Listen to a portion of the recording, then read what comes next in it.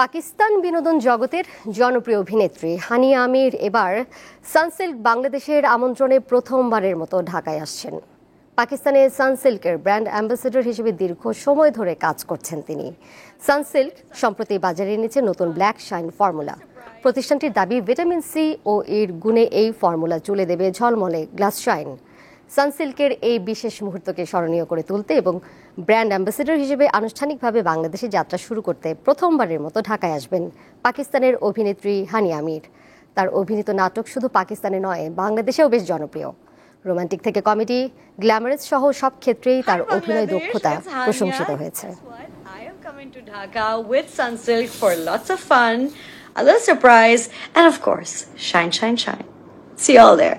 Mwah.